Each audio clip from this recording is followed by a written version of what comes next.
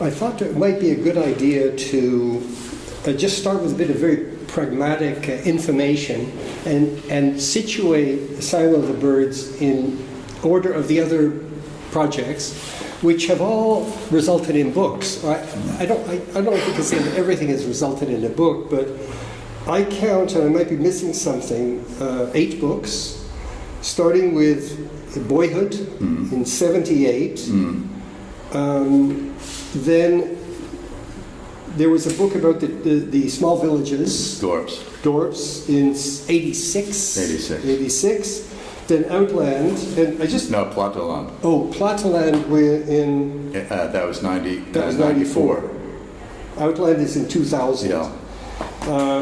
Then Cette Afrique-là, which I don't know. That's a photo posh book.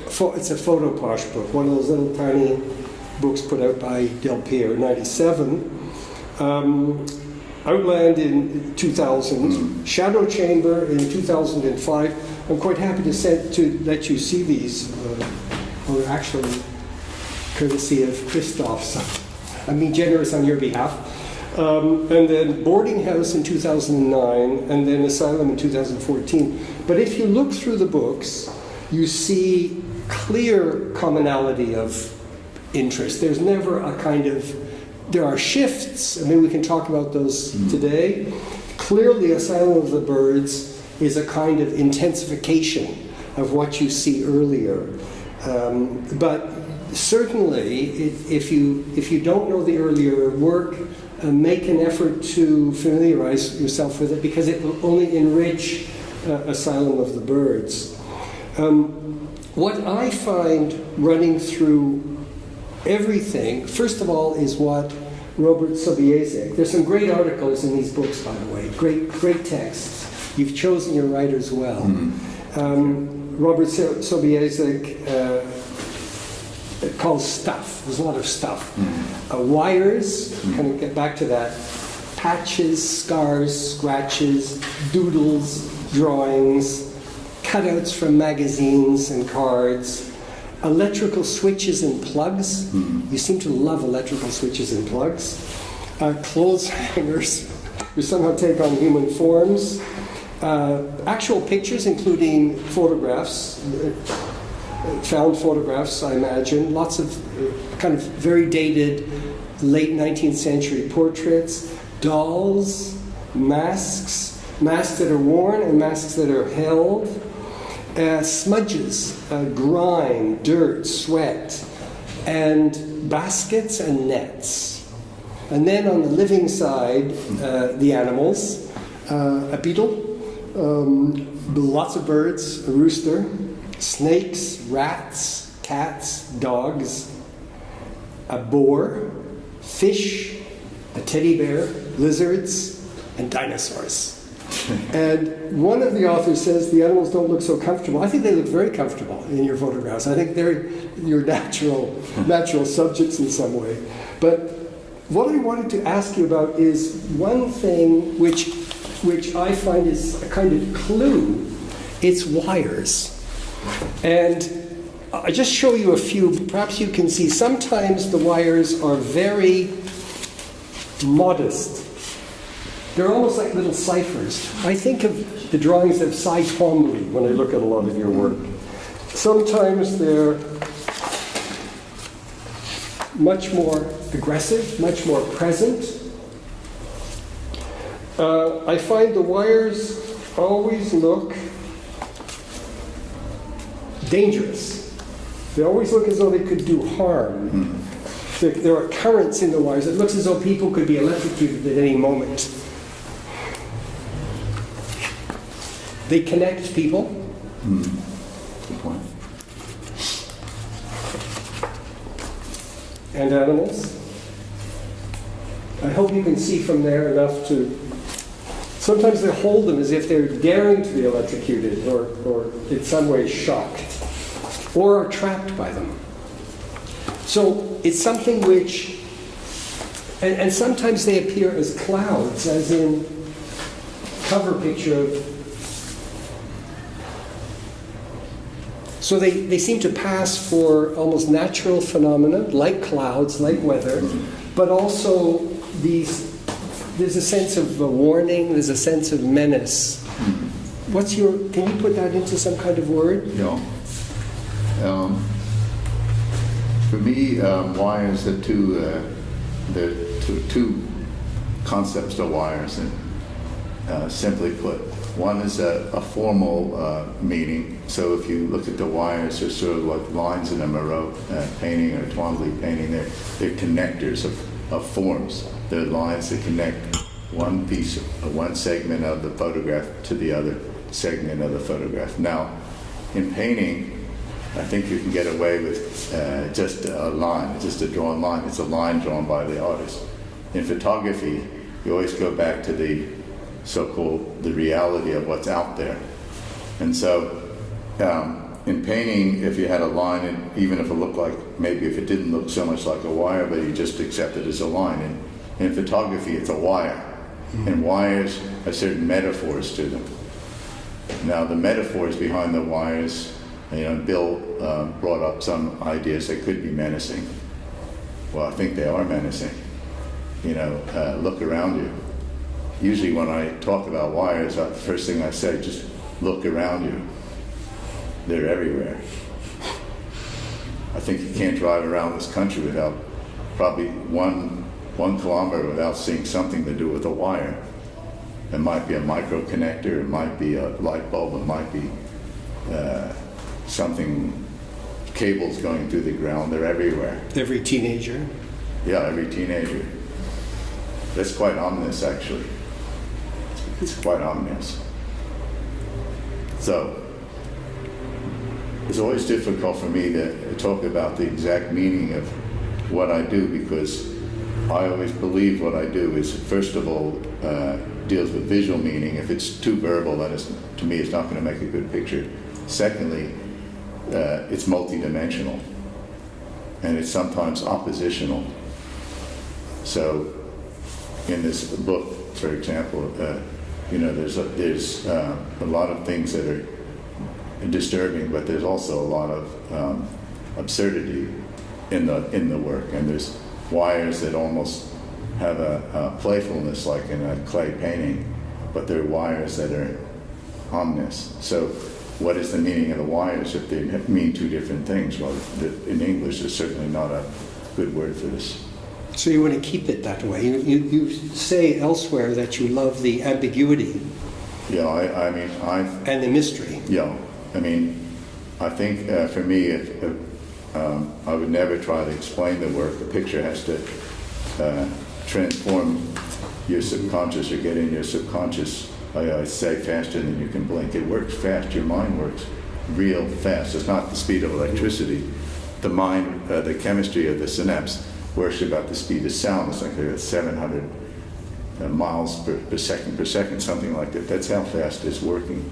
And so immediately when you see something that has some impact, you feel like a jolt. You actually feel like you're hooked to a wire. That's actually one of the best criteria for me personally. Everything I say tonight is my opinion. You may have other opinions, but this is my opinion. For me, the best, the indicator of whether the art is good is whether, for me personally, is whether I feel a jolt. It's like an impulse. And it's fast too. It's like when I sometimes walk into a museum or a show, even my own shows, within microseconds I know yes or no. Just so fast. I find I have a kind of model, it's not very scientific, but looking at photographs as I have for 30 or 40 years now, trying to think about them, I find they either achieve the threshold where they hold mystery eternally for me, or they don't. So that I can look at a photograph, let's say, I don't know, Cindy Sherman, be attracted and impressed, and then it doesn't quite make it to the threshold. I can't look at it again. I'm not interested in looking at it again. Whereas I can look, there'll be, let's say, a Bill Brandt, it doesn't matter how many times I see it, it doesn't matter how many years I look at it, or a Man Ray, it just holds that because it does not divulge all its mysteries. And I have to say, your work has this capacity too. It will not ever divulge all those mysteries, and therefore, maybe it maintains that electrical current. I always, for me, people always say, what is my inspiration? Well, I always have two answers to this. Firstly, I don't work with inspiration. I work with dedication, passion, and hard work. So, I just try to be regular and at it all the time as best as I can. I don't need a jolt of electricity to get me there. I just got to get there. But going back to your question, what actually inspires me? Look, the real thing that inspires me is nature. So if I look at a tree or a flower, just like Bill Grant's pictures, I never tire of it. I never get tired of looking at the same tree in my backyard. And the same thing with good artwork and even my own artwork. One of the criteria for me in my own artwork is that I keep finding things. And the meaning keeps shifting. If I know the answer, then I shouldn't have ever taken the picture in the first place. When you talk about going on, there's interesting. There's a philosophical aspect to everything you say, and also a very pragmatic one.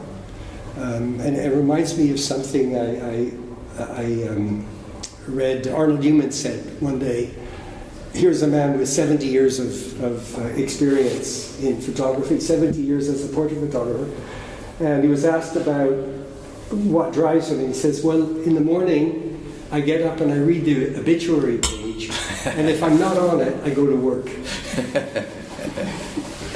So that's, and Woody Allen's famous line about work being, 90% perspiration and 10% inspiration. And you have something which I think, I'd like to talk about that 10%. You have understood not only the work and dedication to make the work, but you've also understood how to get it out into the public domain, and how costly that is in terms of time and energy. You're in South Africa. We've chatted before about how difficult it is, how isolating it is, and you are regularly in Europe. You've just come back from Buenos Aires, where you were showing. But a lot of those trips were to get your work before people. And we also know that a lot of people find your work disturbing. There's a lot of staged photography now, but so Jeff Wall looks comfortable over the sofa. Nobody's upset by a Jeff Wall. It's easy, or a Stan Douglas.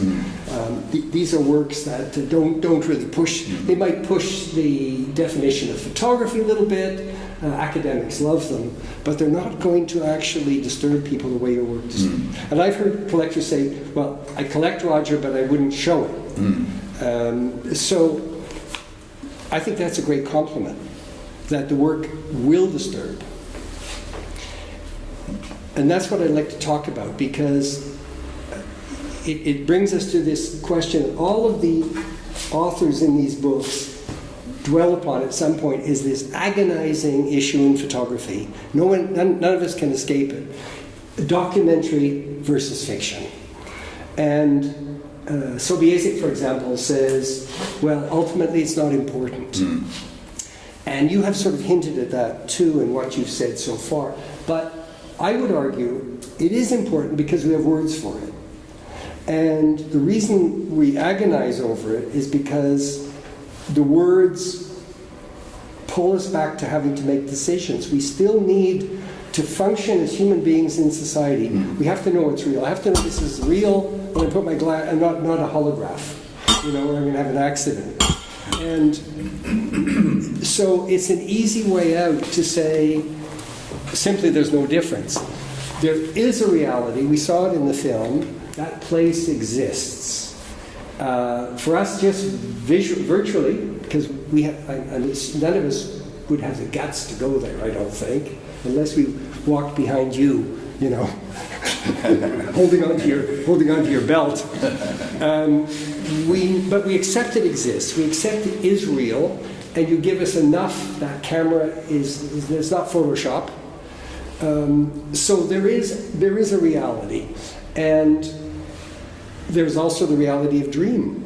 We all know this every night. We suffer this reality, and we wake up sometimes happy to wake up out of that dream reality, and sometimes we wish we'd stayed there a little longer.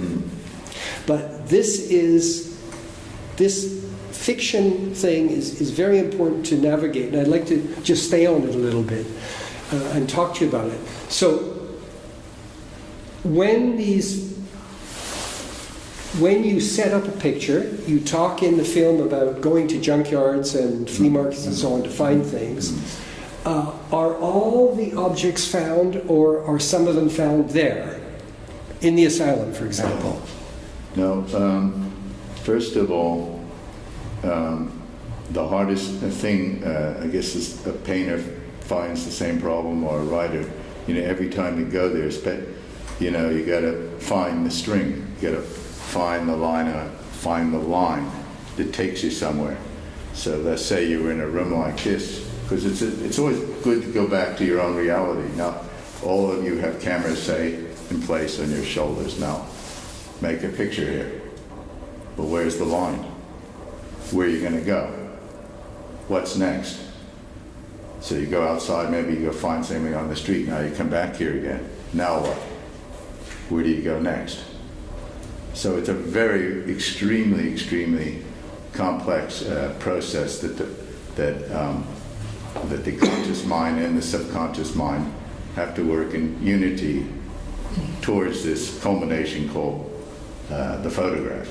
Now, some people sort of get the wrong idea about the complexity of this process, and I like to always compare it to a painting. If you look at a painting, it would probably consist of tens of thousands of brushstrokes. Well, I always say a picture like I make really consists of tens of thousands of actual decisions, even though I might not say yes, no 10,000 times. It's trying to find these complex connections. Now, you can find connections that may have some literal sense, but they don't work visually. So maybe it's great to put this goes with this and that goes with that, but try making a black and white photograph out of it, it won't work. So, you have to work with the formal concepts, the formal issues of black and white photography, and in a way, the first step for me always is to get the forms right. Because it's like the muscles and the bones, if they don't work together, then I just fall on my face. So you got to get the forms right. Then once the forms are right, then you say to yourself, and this is an important point, this is where the subconscious mind takes over. What am I trying to say here? Do I think I'm trying to say something that has some value? Is there something ambiguous about what I'm saying? Do you do that for each photograph? Yeah, but it's before I even pick up that camera.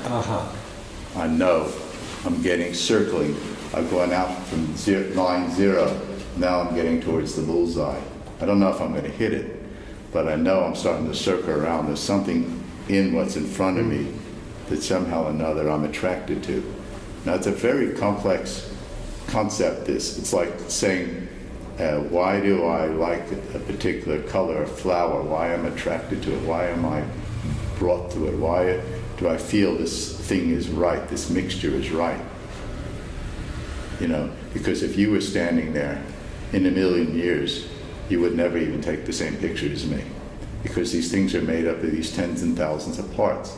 It's like nobody can paint like Picasso because it involves so many pieces. And these pieces could be put in place 10 years earlier, 20 years earlier. You don't even know that, right? Yeah, but these pieces have been, I keep building up foundations. And so what I've done here, in a million years, I couldn't have done 10 years ago. In a million years, it's impossible. It's like I always compare what I'm doing to a juggler. When I first started, maybe it's like putting 2 balls in the air. Now I got 10 or 15 balls in the air. It's getting complex, but I've got to keep, there's always been a saying that I've always had, which isn't necessarily a revelation for the saying, but it always was simple forms, complex meaning. That's really the gist of what I tried to get to. You can see my pictures are all very, very tightly composed, but the meanings aren't very, not one-dimensional. I wanted to tell you something very similar that you might know this story about Fellini, how Fellini worked. But if you know Juliet of the Spirits, the film Juliet of the Spirits, it starts with one long shot and she's being prepared for a party by her maids. And the camera moves, everybody's moving all the time. And I heard Fellini lecture about the film and he said, at a certain point, I say, before the cameras roll, I say stop. I close my eyes and I think, what is the essential thing I'm trying to say? Juliet is unhappy. Open my eyes, shoot. So if you know the film, she doesn't appear unhappy. You learn she was unhappy much, much later. But that was enough for him to then accent or to put an accent on that scene, to let you to plant a seed in your mind something's wrong. I think when you say, you stop and ask, what am I doing here? It's the same kind of process. Yeah, but I never think in words. So people ask me, what do I think before I go to this place? I say I like to go there with a silent mind, a nothing mind. I just stay quiet. I always think of like a cat, If you ever watch a cat in the evening, it's like sort of sleeping, But then go like this on the. That's the way I am. You're waiting for that. So I get there and quiet. I want to have a calm mind. I don't think about what I'm going to create because the essence of photography to me. See, I was brought up as this on the street photography and this sort of thing. My generation, your generation. So we're always looking for that moment in photography. That's a very important thing in my pictures, that somehow or another it does culminate in a visual moment. And it's not possible for me to begin to predict how this chemistry will work out. It's not even conceivable for me. So I have to be there and pull it out as it occurs. So it's no point. It's actually a waste of my energy and time. I can't go beyond the situation. I can't imagine the situation. It's like me imagining how I'm going to feel tomorrow. I don't have any ability. I can't even imagine how I'm going to sleep tonight. I can't imagine even what the dinner's going to be like tonight. Maybe, I'm sure I can, but I don't even know if I'm going to order fish, meat, or duck head. I don't know. So, it's part of what we deal with is we think we can put things into boxes and crates, and it's not. This is not possible. I think you brought up the point of disturbing. This is a very interesting point, and it's one of the most common responses to my work. Mr. Ballen, how do you like the work? No, it disturbs me. Yes, I'm very pleased to hear that, ma'am. That's good news. Probably the medicine you actually need. So see, when you're disturbed, if these pictures are disturbing you, that's a good thing. I mean, it's broken through a shell or broken through a barrier that you've created in yourself. Because these pictures actually are there to help you reveal your consciousness to your consciousness. That's what they do. That's why I take them. I don't take them necessarily for you, because I don't know any of you, but they're there to break the barriers to lead me to this place. Now, you asked earlier about reality. Yeah, we would agree probably. I probably could accept definitely that this is a table. Just to prove it. We'll agree with this because I can't claim I'm the world's best philosopher, even though I know a little bit. But the place that I'm trying to get to, deep down here, somewhere, I can't put a point because I don't know where it is. The mind isn't necessarily a physical being. The mind isn't. These are really difficult questions. I don't pretend they have answers, but the places that I'm trying to get to don't necessarily have physicality. I'm trying to define these places for myself. But at the same time, we are maybe, well, I'll generalize. I think we can generalize. We are a well-educated group right here, living in one of the wealthiest and most protected and protective societies on the surface of the earth, and have resources of every kind at our disposal. When we look at these photographs, and I think people who come into the gallery, we're looking at these photographs through the run of the show, will perhaps not admit to being horrified, to ask themselves, do these people really live like this? Are these places there? Or is this what South Africa to most of us is? And we know about apartheid to some extent. We have easy, righteous ideas about it because we didn't have to go through with it, so we're all sort of pro-black, anti-white. It's at no cost to ourselves. And we look at this and we are filled with perhaps the unspoken question is, could we descend to this? Could we be in that asylum? And I'm old enough to now to be able to say to myself, yeah, probably, pretty easily. A few global circumstances, Ebola, Russia, nuclear, and suddenly we could be, Asylum of the Birds might look pretty good. It's at least a roof over our heads. Or things can go wrong in your life and then chaos pervades. It doesn't necessarily have to be a physical place. It can be a psychological place. I think that's what starts to disturb people, that it's not that their physicality is secured, but their psychological status isn't secured.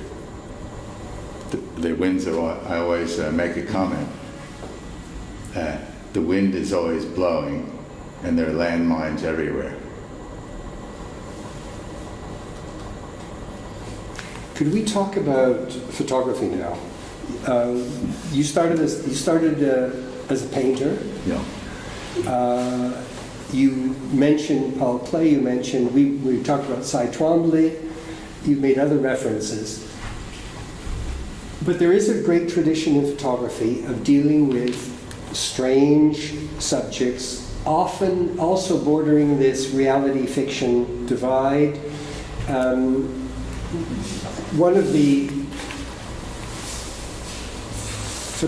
the critics has mentioned Walker Evans. I just made a photocopy of a Walker Evans, which has something of the, you can pass it around, Christophe, with something of that bold frontality, and it's not fill-in flash, but it has that idea of sort of the butterfly pinned against the wall. And I was thinking also today of Kudelka. Kudelka's Gypsies. He also has, it doesn't feel like urban pen. It doesn't feel like nicely posed subjects to make a beautiful photograph. It feels like he somehow got into the heads of those gypsies.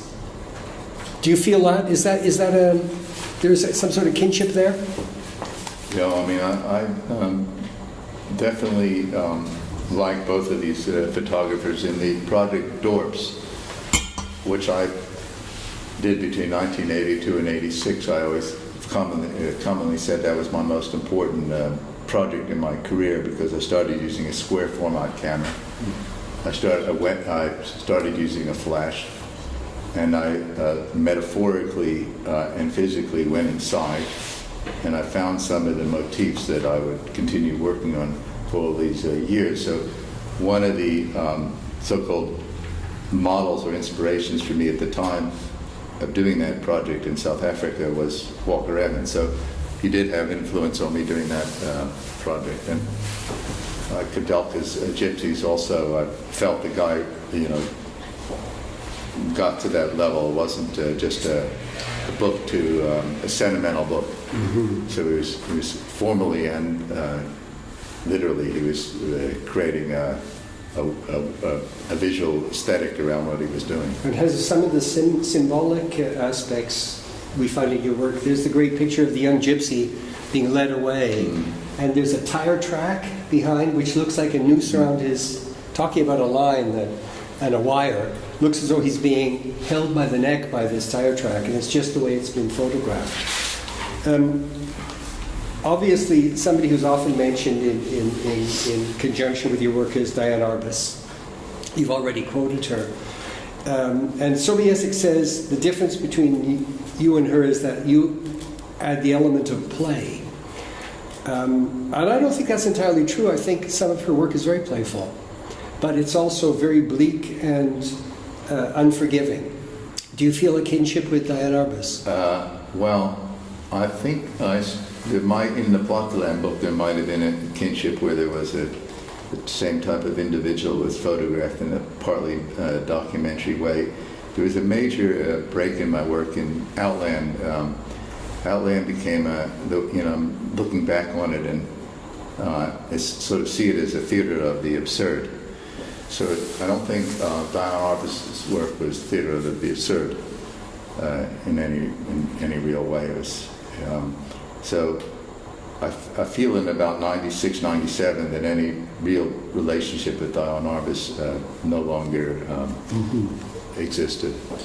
I might have, I guess, she'd work with people on the margin on the outside, but I think that's about as beginning about 96, 97, that's about as far as I would say the combination, has had a real relevance. And what about Basquiat? Yeah, I think you're bringing up a couple important points. Beginning in about, I guess about 2003 or so, the lines, marks, and drawings, the painting started to become very crucial in these photographs. And it didn't happen all of a sudden. It happened over probably a period of 40 years. I don't know if I had the show at this African Museum, Smithsonian African Museum for the last year. And it showed how the drawing developed since the 60s. But it started with little marks on walls and graffiti. And then it started with wires. Wires was part of this evolution. And then it started to be people drawing, or I was making the drawings. And it's an interesting situation because in 1973,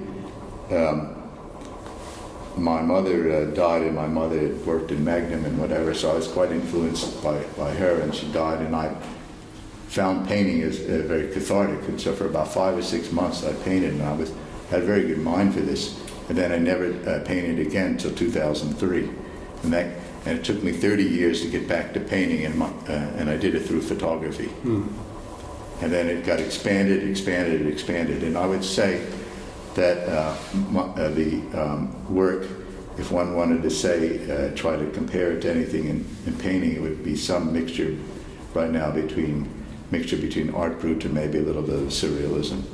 But I mentioned Basquiat, Jean-Paul Basquiat, because I feel quite a powerful connection there with what the drawings on the walls. There's something, I think in the world of him, there's something that comes through in those extremely primitive pictures that just cuts through the crap and just is real in itself. And that's what I find in the backgrounds of your photographs. They're never pretentious. It took me 30, 40 years of this to be able to figure out aesthetically, visually, stylistically, how to integrate drawings with photography. It took a long, long time to get there. And, you can, draw something on the wall, take a crayon out, draw on the wall. Well, you still don't have a picture, go walk around here, find something on the wall, a graffiti. Well, Versailles may have done that in a documentary way, but still, even if you make a drawing, you're a long way away still.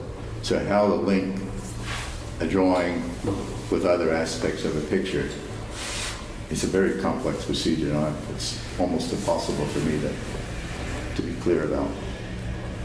Two other people that are mentioned are Lucian Freud and Francis Bacon, for that rawness But Sobiesic also makes a nice little analysis of Bacon's space, which seems, the space behind his portraits seems irrational, seems impossible, yet seems credible.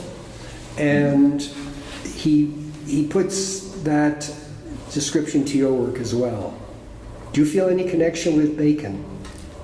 Yeah, I mean, I like Bacon a lot. And, you know, I think he's a great painter in every way. You know, you can immediately distinguish his style, and I think, you know, he has deeper meanings in the work. I mean, this is a very important point to me, that the work actually has whatever the word connotates. I think we do understand what the word connotates. The word, you know, it's important for me, for my art and for other art that influences me, that it actually has these deeper level meanings, whatever way you want to define that word. And I think Bacon has that, definitely has it. I think a lot of some of the art and photography that we see these days, contemporary photography, doesn't have it. It's very rare, actually, to find things that actually have a deeper level meaning. I think people, which is interesting, you know, we're all trying to find deeper level meanings, but we're all scared of them at the same time. In one point, you use the words having one's back to the wall. Having a back to the wall. Are you talking now about you and the subjects? Because that wall is all important. I mean, you could be out in nature if you wanted to be, but you've got that wall which seals off the universe, right? It just, and there's no way out. There's never an escape. There's never a little window here or a doorway that you feel you could kind of sneak out. So back to the wall. How do you? Yeah, it's interesting. You're mentioning something that's quite interesting, because in the Boyhood book, which was done between 73, 78, something like this, I wrote a number of paragraphs in there. I said I like putting the boys next to the wall because I can squeeze the essence out of them.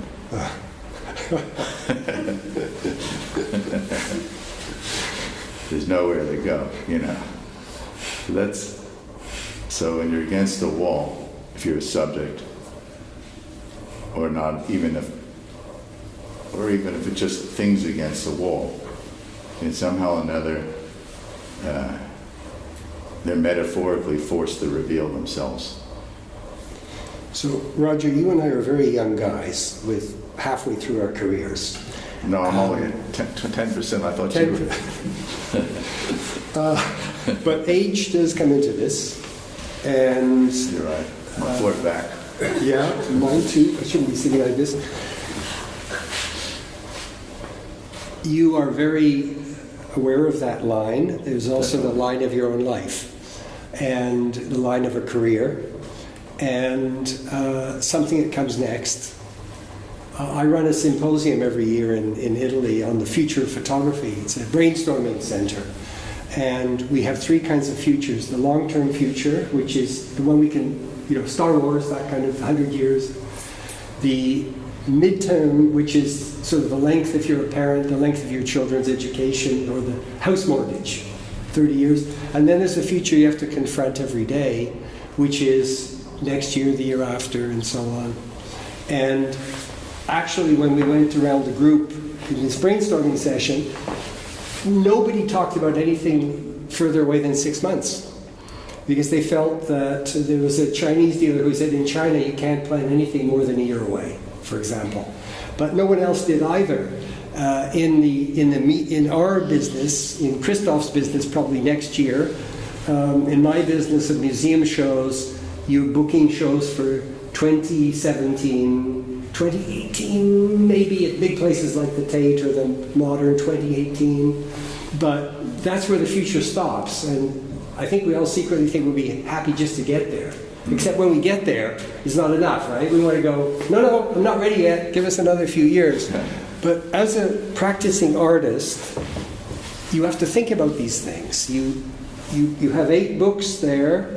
Are you going for 80 books? Is there always something which is driving you forward? Well, And what is it? well, I would say since as far back as I remember, I guess we all feel we have some sort of core that's never changed. And I have always been very existentially driven. So that's always been such a intense part of my being, and a need to find out who Roger is. And I'm always very, very aware of this line between being here and not being here. Very aware of that. And the older you get, the line becomes more apparent. So, for me, it's very important that I continue the work, that I manifest what I'm doing, that I'm committed to what I'm doing, that I actually do it. Not that I get out there and continually take pictures, because I really believe that the purpose for what I've done it's never been commercial. It's always been existential. It's always been psychologically driven, and I don't really whether I become the most successful photographer in the world or not. It will have no effect on me other than the time I might spend away from taking pictures, because it's never been any different for me. It's always been a process of identity. That's all it is. I always tell people, if it ever wasn't that, or ever couldn't be that, then that really would be the day that I'll stop. But you're also saying, you're admitting to something that you can never really find. There's never going to be a door that you open and you say, there's Roger Ballen, I found him at last. If it ever did come together, then I would also stop. Mm-hmm. But that won't happen. Can we talk about your other person, the geologist? In the book, there's a great Bozzini, there's a beautiful article which talks about mining and how you go down in the earth, layer after layer after layer. You're a professional geologist for 30 years. First of all, the pragmatic question, has that been a good separation? Is that something that keeps you sane? That the different way of, I don't know, left brain, right brain, or whatever we want to put to it, does that difference keep you going? Well, I would say that the one thing I really love geology because it's about the earth. And so, as I said, nothing inspires me more than the earth. So I feel grounded in what I'm doing, even though environmentally and these sort of things I don't really identify with that very much, but doing the type of work that I've done over the years, which is trying to find the treasures on the earth, I've sort of found it quite a metaphoric process. But I think the one thing that I always tell students and other people, I think that if there's one thing that's been responsible for the 8 books and the endless other things I've done over the years, responsible for allowing me to do this, is that I had this other profession. It supported me for 30 years, and I was my own boss. So I didn't, I ran around Africa looking for minerals, but I was never working for anybody. So I had my own time and my own energy, and I made my own money. And so that was crucial. If I had been working in some other field or for somebody else, instead of having 8 or 12 or 15 books, I would probably have 2 if I'm lucky, or 3. So this was also a very important thing. Look, you can have all the metaphors you want. People say, when people say, well, where do the pictures come from? They come from 64 years of being on the planet, and maybe a couple billion years of evolution of other things that are on the planet. So that's where they come from. They come from the beginning of the planet. They come from the beginning of when life evolved. I'm related to the most basic thing on the planet, a single cell bacteria, and I'm also related to other human beings, but I'm not separated from them.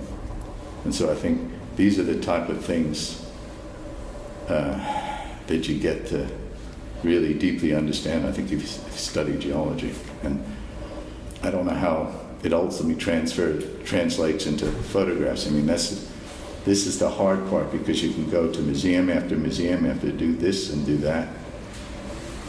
But when I go back and take pictures again, all that disappears. Just all disappears.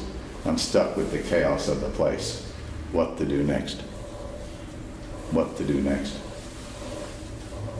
That's the hard part. It never gets any easier. You're constantly putting more balls in the air. Mm-hmm. Well, I think we should wrap it up at this point. I do think that you should feel free, as Christophe suggested, to ask questions. Perhaps we should have one or two questions collectively. We answered them all. What do they say? I have a good saying these days. When I say a young man, I had all the answers.